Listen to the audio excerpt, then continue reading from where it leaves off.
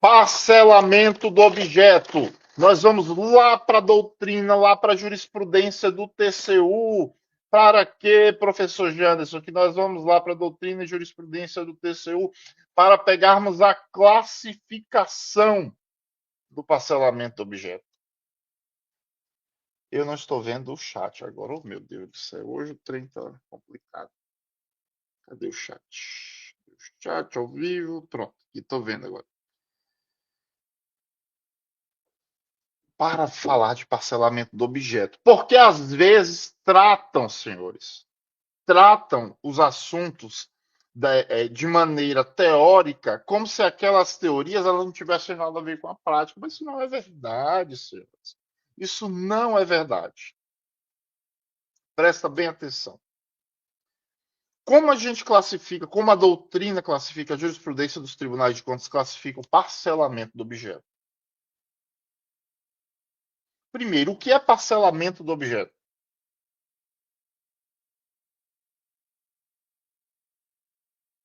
Não quero o conceito jurídico, não quero o conceito legal, quero que vocês coloquem aí no site o que é o parcelamento do objeto.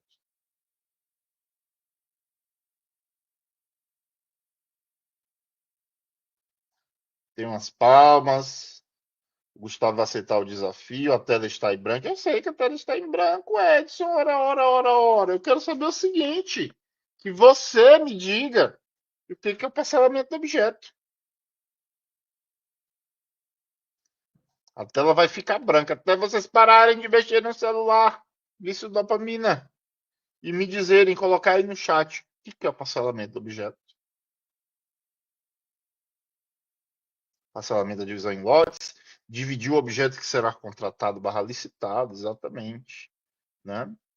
Que mais? Gente, o parcelamento do objeto, ele é a forma que nós vamos contratar aquele objeto do ETP. Lembrando, gente, que o estudo técnico preliminar ele pode conter a aglomeração de vários DFDs. Então, imagine o seguinte, um exemplo que eu dei hoje lá no Congresso. Eu tenho 10 secretarias em um município. Cada secretaria fez um DFD para comprar 10 computadores. Eu não vou fazer 10 licitações. Eu vou juntar esses 10 DFDs, colocar no meu ETP, fazer um ETP só para esses 10 DFDs, e lá embaixo eu vou verificar o parcelamento do objeto. Né? O que é o parcelamento do objeto? É a divisão ou não do objeto que será contratado em partes. Ou você pode ainda, de um ponto de vista pragmático, imaginar o seguinte: o parcelamento do objeto é dividir aquele objeto que a administração está contratando para diferentes prestadores, para diferentes fornecedores. Eu preciso que você abandone todos os preconceitos e todas as amarras do monte de conceito que foram enfiando na tua cabeça aí, para entender isso. Parcelamento é isso, é dividir. Né? O não parcelamento é não dividir. Se eu divido para alguém. Para quem? Para o fornecedor. E nós temos, na avaliação macro, dois tipos de parcelamento do objeto. Quais são? Quais são? Falem aí no lote. Falem aí no lote. Falem aí no chat. Dois tipos de parcelamento do objeto. Quais são? Primeiro tipo de parcelamento. E isso eu digo, não é só doutrina. Isso aqui você tem que fazer no seu ETP e ir justificando. Itens ou lotes? Lotes. Confundir parcelamento com fracionamento. Não confunda, fracionamento é outra coisa. Quando eu divido o item licitado, se entrega em partes ou na sua totalidade? Não. Isso aí são requisitos do objeto, né? A forma que vai se dar a entrega, etc. E tal. Lotes. Gente, volta um pouquinho, vem para antes de lotes. Você tem que aprender, você tem que colocar na sua cabeça, você tem que tatuar no seu braço porque você agora é um licinalta, um especialista do futuro. Por isso você tem que tatuar no seu braço o seguinte: existem duas formas, dois tipos de parcelamento, que são o parcelamento formal e o parcelamento que, se tem formal, tem material. Parcelamento formal e parcelamento material. Janderson, esse é um conceito para concurso? Também, mas não apenas. Janderson, esse é um conceito para teoria? Não, apenas. É um conceito para você utilizar no seu dia a dia. Primeiro você vai resolver o seu parcelamento formal. Depois você vai resolver o parcelamento material. Não pisca, não. Vem comigo, vem comigo, vem comigo. Não pisca. Para de mexer no celular, deixa os meninos gritarem. Presta atenção aqui. Parcelamento formal. Formal, forma. Uma coisa formal é o quê? Vocês estão entendendo, gente? Eu estou saindo dos conceitos jurídicos e estou querendo que vocês pensem no seu dia a dia. O que é algo formal? Edson, eu nunca ouvi falar disso. Você fica fazendo curso com o pessoal aí também. Porque é o quê? Ó, mais nada. Brincadeira. Parcelamento formal. Formal, você lembra o quê? Forma, né? Casamento é um ato formal. Vai todo mundo embecado, né? Forma. Há uma formalidade. No caso aqui, o parcelamento formal, vocês podem gravar o seguinte: ele é formal porque eu consigo olhar para o meu contrato e no meu contrato está formalizado que pode ter, o meu contrato no futuro, que pode possivelmente ter dois ou mais fornecedores. Eu já vejo no contrato. No contrato eu já começo vendo no contrato. Tem dois ou mais fornecedores. Janderson, ainda não entendi. Não pisca não, vem comigo. Vem comigo. Quais são os tipos ou subtipos de parcelamento formal? A primeira decisão que você vai tomar no parcelamento formal é a quantidade de processos de contratação que você vai fazer. Quantidade de processos de contratação barra de licitações. Quantidade de processo de contratação ou licitação. Eu sempre dou o exemplo do ar-condicionado. Imagine aqui que eu tenho um DFD para compra e instalação de 100 aparelhos de ar-condicionado. Eu fiz o DFD, eu fiz o ETP e realmente o objeto a ser contratado, o ideal é o quê? Compra e instalação. Ah, professor, é a aquisição, a mesma coisa. Compra e instalação de 100 aparelhos de ar-condicionado, sendo 50 de 12.000, 50 unidades de 12.000 BTUs. Vamos dar um exemplo para ficar mais fácil? BTUs. 30 unidades de 16.000 BTUs. Nem sei se existe. E 10 e 20 unidades de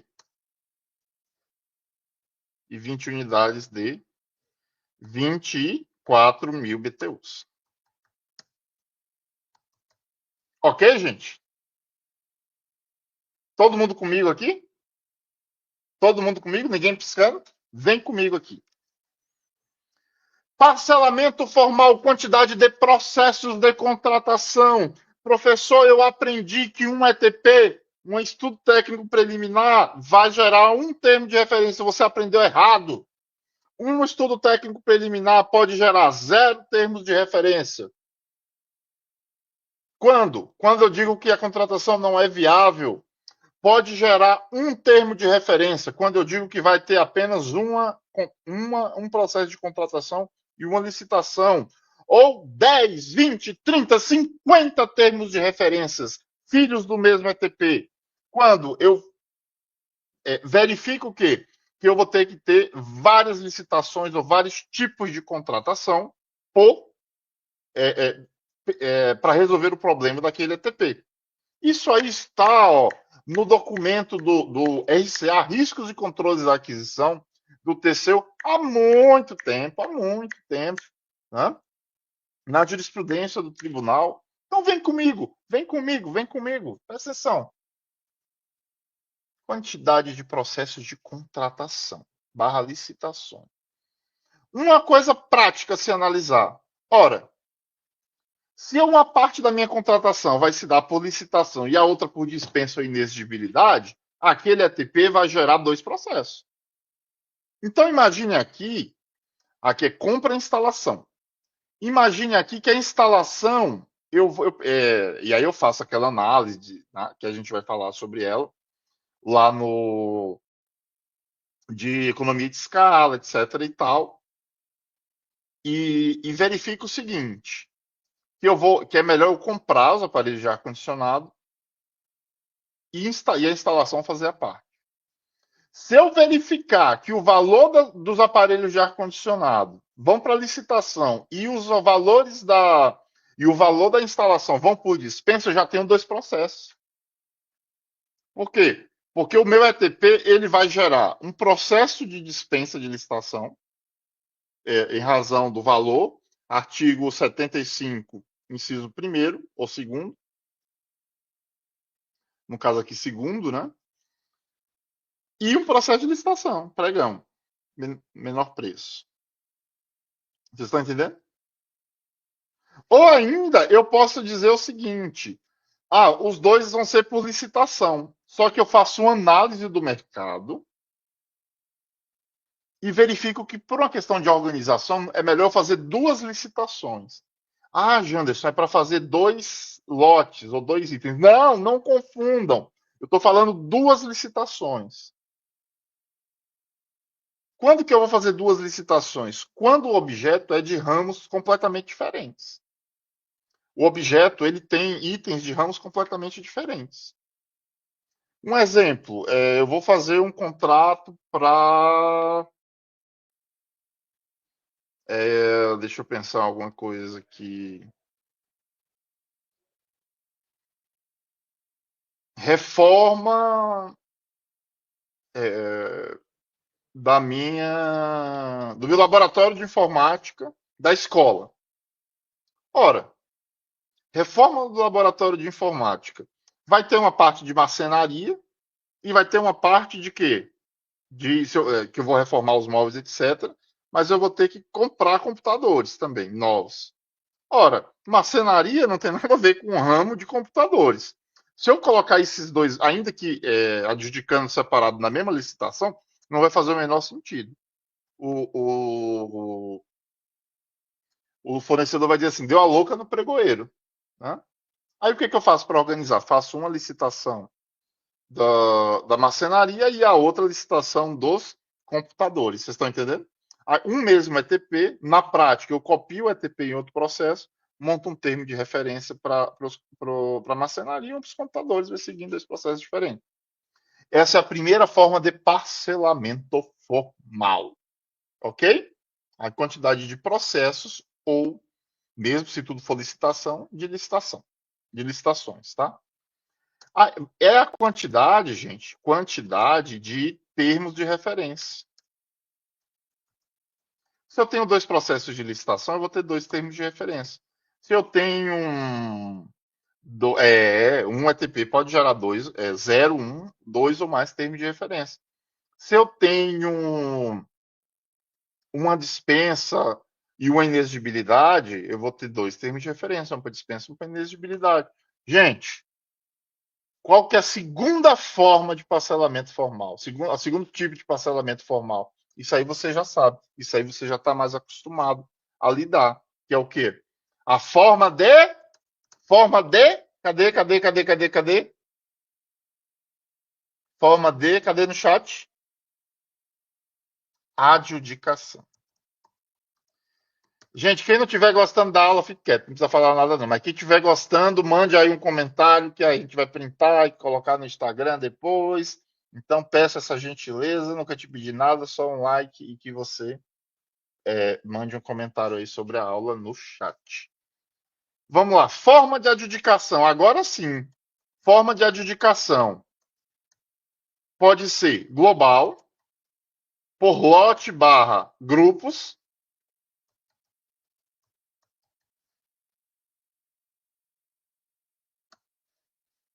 ou por item. O que é adjudicação global? Eu tenho vários itens, mas uma empresa só vai cotar todo, vai ganhar e levar todos os itens, ainda que o valor do preço lá tem que ser individual. Lote ou grupo, eu posso separar, ó. Os computadores de 50 unidades, de 12 mil BTUs e de 16 mil BTUs vão ficar num lote. Quem ganhar vai levar, a empresa que ganhar vai levar o conjunto de itens. Né? Item, cada empresa, no limite, vai poder levar um item diferente.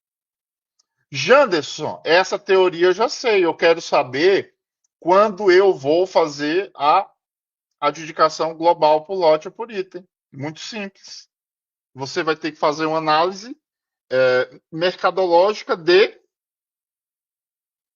quanto mais vai baratear o valor do item, do objeto, e mais empresas vão participar.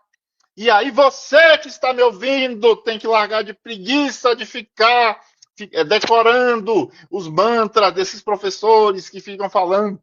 Oh, mas a economia de escala, não sei o quê. Quanto mais parcela, mais vira economia.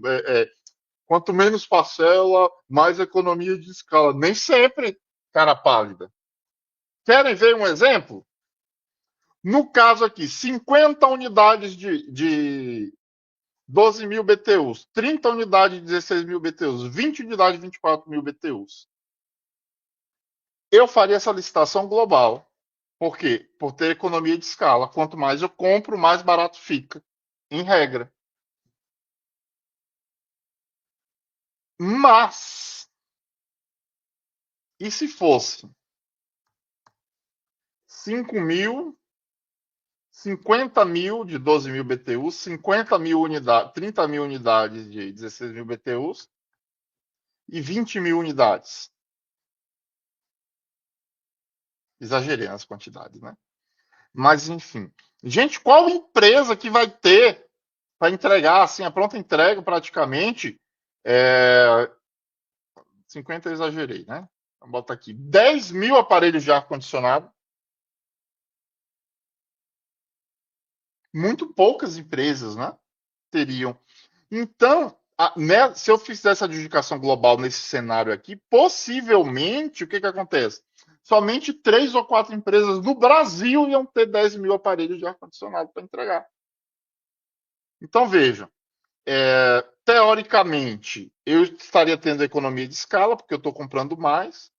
Só que eu estou quando eu coloco quantidades muito grandes e restringo na prática a quantidade de fornecedores para um número muito pequeno, o que acontece? Se eu tenho menos gente competindo, o preço vai para cima. É o caso do que o povo adora botar o nome bonito de restrição ilegal de competitividade. Por que é um termo bonito? Por que é um termo bonito? Porque a pessoa pensa que é um conceito jurídico, e não é. Isso é uma análise econômica. Você está entendendo? Isso é uma análise econômica. Por isso que é difícil, por isso que é o assunto mais difícil de licitação. Então, Janderson, você vai colocar global, lote ou item, aí você vai lá no artigo 40, parágrafos da lei, você vai lá na súmula 247, você vai colocar global, por exemplo, ou por lote, quando você precisar de um todo harmônico funcionando. Então você vai comprar várias impressoras, ou por uma padronização. O seu órgão já tem 100 impressoras, você vai comprar mais 10. Você vai comprar uma impressora com uma marca diferente? Não vai. Por quê? Porque você teria que ter uma assistência técnica diferente, um toner diferente, né? Mas suponhamos que você está comprando. Aí é de marca, né? Suponha que, no caso, a indicação de marca, eu me confundi aqui. Mas suponha o seguinte, que você está comprando vários móveis de escritório. Para não ficar aquele móvel do pessoal que casa, geralmente, né? O pessoal que casa muito jovem, um móvel de cada um doa um móvel diferente, aí fica tudo diferente. Você imagina, vai montar um gabinete do prefeito. A escrivania é o armário é de um tipo, a escrivania é de outro, o outro armário é de outro tipo, aí fica aquele todo esteticamente feio, né? Então você vai fazer o quê? Uma dedicação global para preservar o todo. Né? Aí isso aí depois, se você ler os artigos. Súmula 247 do TCU, não digam que eu falei isso, mas ela tem uma redação um pouco confusa, até pelo seu tamanho extenso.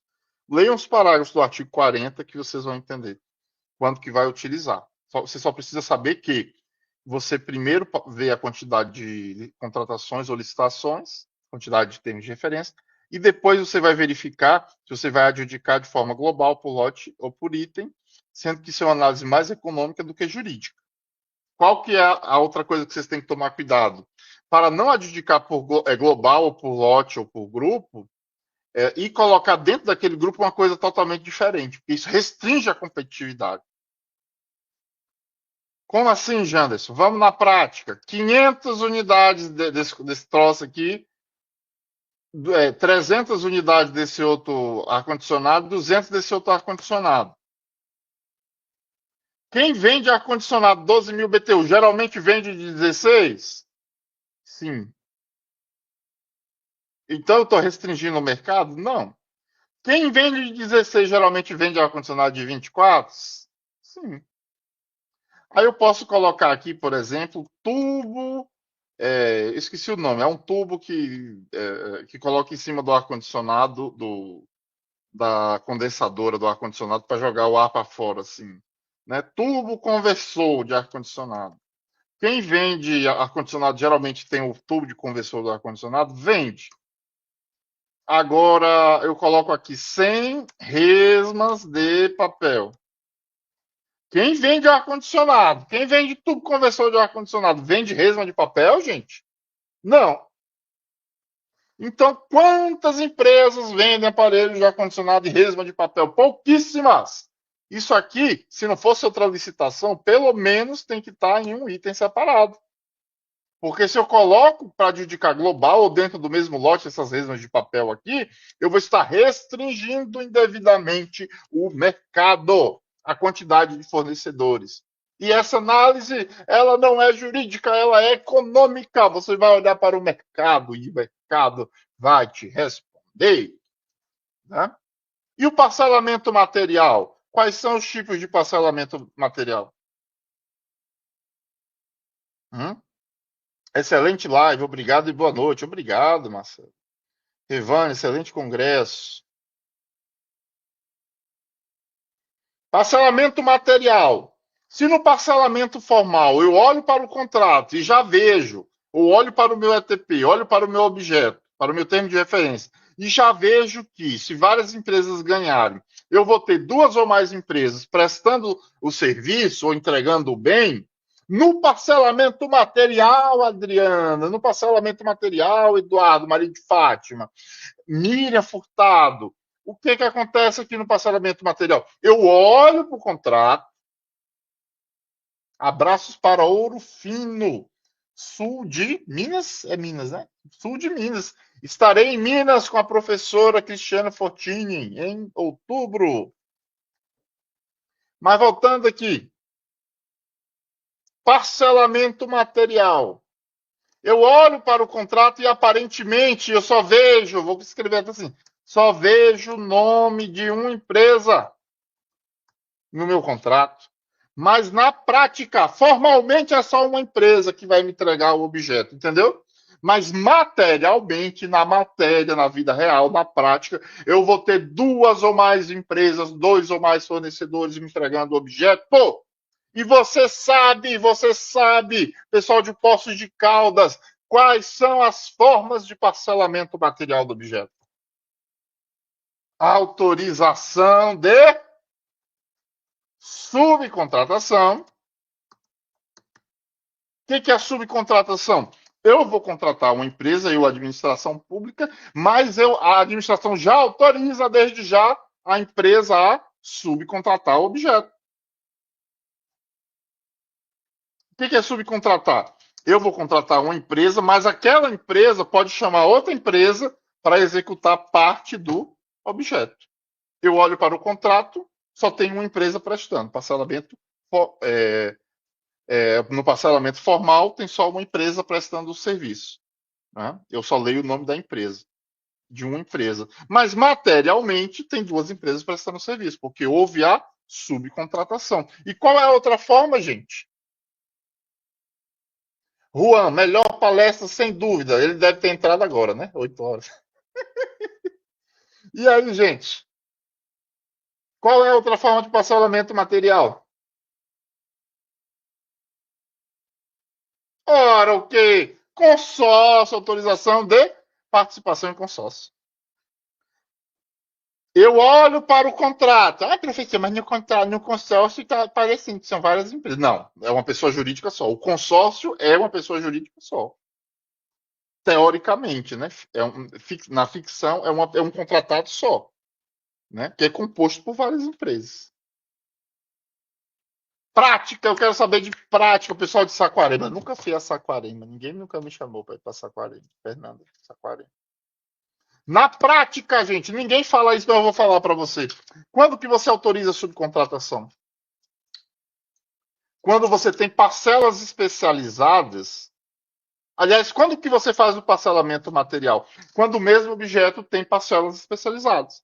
Então eu vou construir o prédio da Prefeitura de Saquarema. Prefeitura de Saquarema. Maravilhosa, eu ouvi dizer que Saquarema é maravilhoso. Eu nunca fui porque nunca me chamaram lá, pessoal de Saquarema. Vai construir a Prefeitura Nova de Saquarema. Venha para a Bahia, professor. Eu sou da Bahia, meu amor. E estarei aí no dia 5 e 6, no Licitações do Futuro. Mas vamos lá. Vou construir a Prefeitura de Saquarema. O prédio, né, tem uma série de especialidades. Eu vou ter que fazer um cabeamento de internet, eu vou ter que fazer cabeamento de telefone, etc. e tal, para entregar a obra pronta. Quem mexe com construção civil geralmente não mexe com. A empresa não trabalha com cabeamento de internet. Se a administração quiser fazer por duas empresas diferentes, a obra, né, participar junto, ela vai descobrir o quê? Que Satanás é sujo, que vão fazer alguma coisa errada e a empresa vai ficar jogando a culpa na outra. Então, o que é que eu faço? Eu contrato a obra inteira e autorizo que se subcontrate parcelas, que aquela empresa ela subcontrate as parcelas especializadas. Construção civil, rede lógica é especializado, subcontrata outra empresa. Né? E o consórcio, quando que eu autorizo o consórcio? Quando essas parcelas especializadas são muito grandes. Por exemplo, eu vou fazer uma licitação, eu vou fazer uma concessão de uma rodovia. Vai ter que duplicar a rodovia, vai ter que colocar praça de pedágio, vai ter que ter atendimento de guincho, etc. São várias áreas especializadas. Se eu autorizar a subcontratação, imagine, 4 empresas, cada uma com 25%. Se eu autorizar uma subcontratação, a subcontratação de 75% do objeto, ela vai tornar um valor absurdo, porque toda vez que eu subcontrato, a empresa tem o lucro, tem o BDI, etc. E tal, né? Então é muito melhor autorizar a participação em consórcio. Né? Muito melhor autorizar a participação em consórcio. As empresas se juntam e participam. Tá bom, gente? O que eu posso falar, o pessoal já deve estar me xingando lá no chat dos professores, mas o que eu posso falar para vocês, que eu acho que eu estourei o tempo. Mas o que eu posso falar para vocês é o seguinte: tenham cuidado aqui nas alterações da nova lei de licitações. Agora, na lógica da nova lei de licitações, a administração tem que, a via de regra, é permitida, aliás, se a administração não falar nada, é vedada a subcontratação. Entendeu? Para ter subcontratação, a administração tem que expressamente prever no edital, ou no termo de referência. Né? Já o consórcio é o contrário. Se a administração não fala nada, pode participar do consórcio. Tá bom? Isso é o quê? Jurisprudência.